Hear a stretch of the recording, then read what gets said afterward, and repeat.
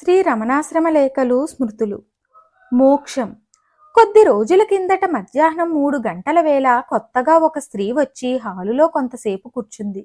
ఆ కూర్చున్నంతసేపు శ్రీవారిని ఏదో అడగాలని లేవబోతూనే ఉంది. భగవాన్ చూచి చూడనట్లు ఏదో చదువుతూ ఉండటం వల్ల కొంచెం ఆగింది.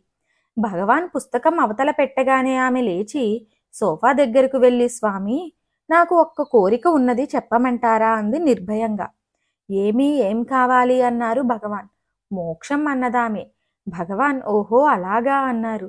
అవును స్వామి, మరేమీ అక్కర్లేదు, మోక్షం ఒక్కటిస్తే చాలును అందామె. భగవాన్ పెదమలు దాటి వచ్చే నవ్వును ఆపుకొని సరి మంచిదే అన్నారు. ఎప్పుడో ఇస్తానంటే కాదు స్వామి, ఇప్పుడే ఇవ్వాలి అన్నదామె. సరిపోయింది అన్నారు భగవాన్. ఇస్తారా, పోయి వస్తానన్నదామె. ఊ అన్నారు భగవాన్. ఆమె గడప దాటి వెళ్ళగానే తుల్లిపడి నవ్వుతూ మా వైపు చూచి, మోక్షం ఒక్కటిస్తే చాలట, వేరే ఏమీ అక్కర్లేదట అన్నారు భగవాన్.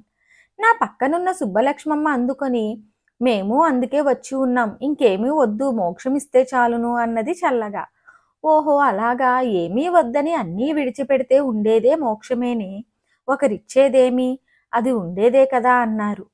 భగవాన్ అదంతా మాకు తెలియదు, భగవానే మాకు మోక్షం ఇవ్వాలి అని ఆమె వెళ్ళిపోయింది. అదేమి మూటాముల్లా కట్టి ఇచ్చేందుకు, ఇంకా ఏమీ కోరరటోయ్, ఒక్క మోక్షం ఇస్తే చాలట, అది మాత్రం కోరిక కాదు కాబోలును. ఉన్నవన్నీ పోగొట్టుకుంటే మిగిలేది మోక్షమే, అవి పోగొట్టుకునేందుకు సాధన చెయ్యాలి అన్నారు భగవాన్. మహావాక్య రత్నమాలలో ఇదే భావం చెప్పారు చూడు. వాసనా తానవం బ్రహ్మ మోక్ష ఇత్యభిధీయతే. పూర్తిగా వాసనలు జారిపోవటయే బ్రహ్మమని, మోక్షమని చెప్పబడుచున్నది. మరిన్ని ఆధ్యాత్మిక విషయాల కోసం మా ఛానల్ను సబ్స్క్రైబ్ చేయండి. వీడియో నచ్చితే లైక్ చేయండి, షేర్ చేయండి, కామెంట్ రూపంలో మీ అభిప్రాయాన్ని తెలియచేయండి.